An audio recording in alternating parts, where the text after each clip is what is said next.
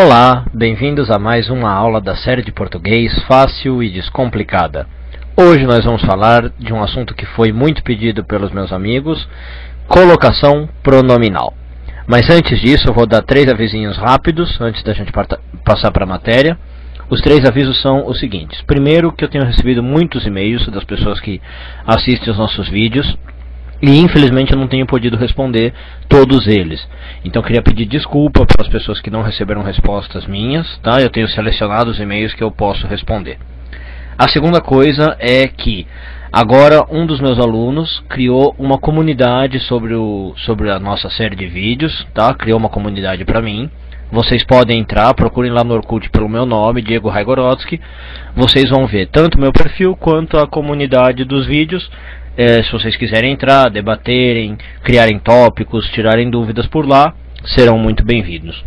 E por último, a última coisa que eu queria falar é para vocês me ajudarem se inscrevendo aqui no YouTube, tá?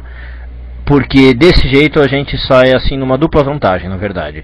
Eu ganho mais espaço no YouTube para colocar os vídeos, né? Então posso fazer mais vídeos para vocês e ajudar vocês. E vocês se inscrevendo também ficam sempre atualizados em relação ao conteúdo que eu for postando aqui. Vocês sempre recebem uma notificação cada vez que um vídeo sair. Então se você ainda não se inscreveu, eu peço que por favor você clique no botãozinho aí do lado na página e se inscreva. Tá? Não dói nada, não custa nada e todo mundo sai ganhando. Bom, então dito isso, vamos lá. Qual é a manha para a colocação pronominal? Primeiro a gente precisa saber que a colocação pronominal vai afetar os seguintes pronomes. Os pronomes que estão aí na sua tela a partir de agora.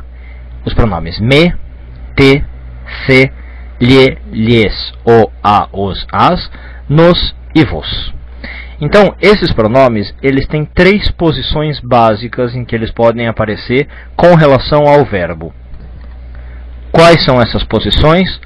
São as seguintes: próclise, mesóclise e ênclise. Então, vamos lá, vamos ver o que significa isso. Pró significa antes, anterior. Então, na próclise, esses pronomes aparecem antes do verbo. Meso significa meio. Então, nessa forma, os pronomes vão aparecer no meio do verbo. E por fim, ênclise, os pronomes vão aparecer depois do verbo. Então, eu vou dar um exemplo com o caso do me, para vocês terem uma noção. Então, por exemplo, como é que ficaria o me numa próclise? Vou pôr aqui uma frase simples, mas poderia ser algo do tipo: eu me calei. Então, olha aqui como o me aparece antes do verbo calei.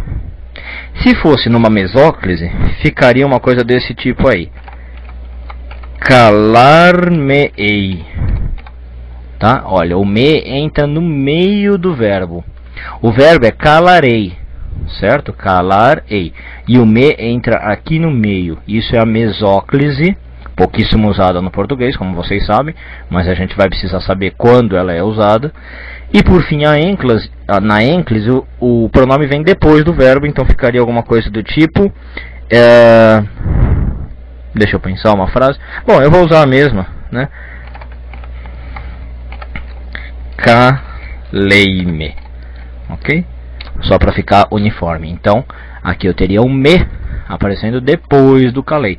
Eu me calei próclise, calar-me mesóclise e calei-me ênclise. Ok? Então, uma vez entendido isso, fica muito fácil agora a gente saber quando se usa próclise, mesóclise e ênclise. Para esse vídeo eu vou focar no caso da ênclise e da próclise e vou deixar a mesóclise mais alguns exercícios para o segundo vídeo. Ok? Então vamos começar falando o seguinte: a posição preferencial pela gramática no português é a ênclise. Ou seja, todo pronome vem preferencialmente depois do verbo, a não ser que algo o tire daquela posição. Então o que vocês têm que saber é o seguinte: todo pronome, corretamente pela gramática, tem que ser posto depois do verbo. Ok? A gente então, na verdade, vai precisar saber quando é que isso não acontece. Ou seja, a gente vai precisar saber quando que o pronome vem em próclise.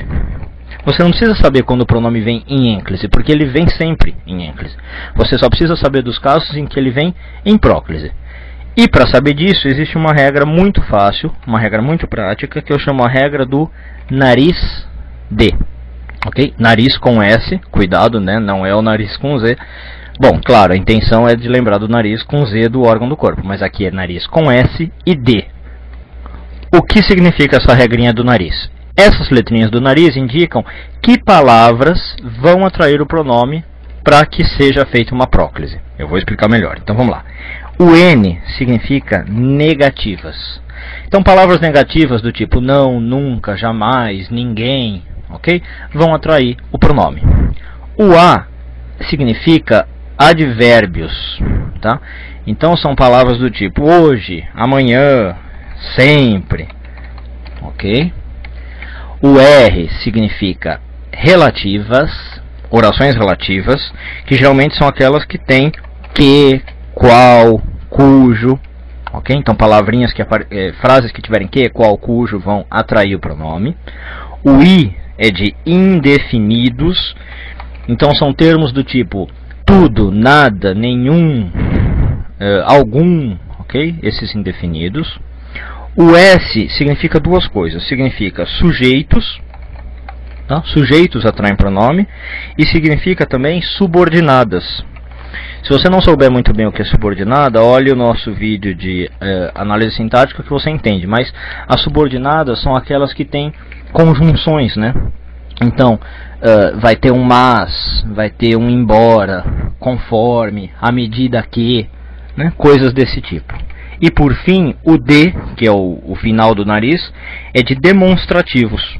Então palavras do tipo esse, essa, estes, essas, aqueles, ok?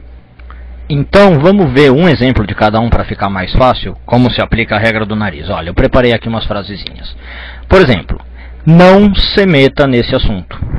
Perceba que o não trouxe o pronome se para perto de si, para a posição de próclise, e não se diz não meta-se nesse assunto, porque o não é uma negativa, né, do nariz e traz o se para cá. O segundo caso, eu pus aqui um advérbio de tempo. Ó. Eu sempre te disse a verdade, e não eu sempre disse-te a verdade, porque o sempre é o a do nariz e traz o te para perto de si. Depois, no caso de relativo, eu pus um exemplo com que. Não acredite no jornal que lhe deram, e não acredito no jornal que deram-lhe, porque a relativa que atrai o lhe para si. Fica próclise. Vale o mesmo para quem, cujo, ok? Depois, no caso de indefinido, eu pus o alguém. Alguém se safou dessa, e não alguém safou-se, ok? O alguém é o indefinido, é o i do nariz, e traz para si o pronome. Então, alguém se safou, poderia ser ninguém se safou, também é um indefinido. Depois, no S de nariz, a gente tem os sujeitos e as subordinadas. Então, eu pus dois exemplos. Olha aqui um caso de sujeito atraindo pronome. Nós o vimos ontem. Ok? O nós é um sujeito, traz o o. E no caso de subordinada, eu fiz aqui uma subordinada com embora, uma subordinada adversativa. Embora se arrependesse, não pediu desculpas. Tá vendo aqui a construção de subordinada, né? Duas orações, e a conjunção embora atraiu o se para si. Não é certo falar embora arrependesse se não pediu desculpas. O embora atrai para si por ser uma subordinada, é o S do nariz. E por fim, a regrinha é nariz de, né? O D de demonstrativo está aqui no último caso. Este me parece melhor do que aquele. Este parece-me melhor do que aquele está errado. O este é um demonstrativo, é o D do nariz de, da regra de nariz de, atrai para si o pronome, então tem que ficar na posição de próclise. Certo? Então acho que ficou bem claro como é que funciona. O pronome vem sempre em ênclise, e se tiver um dos casos do nariz de, vem em próclise. Negativa, advérbio relativo, indefinido, sujeito, subordinada ou demonstrativo. Ainda falta a gente analisar o caso de mesóclise para encerrar o assunto. A gente vai fazer isso no segundo vídeo, aproveitando também para ver exemplos e exercícios. Ok? Então, espero vocês lá. Até a próxima, pessoal.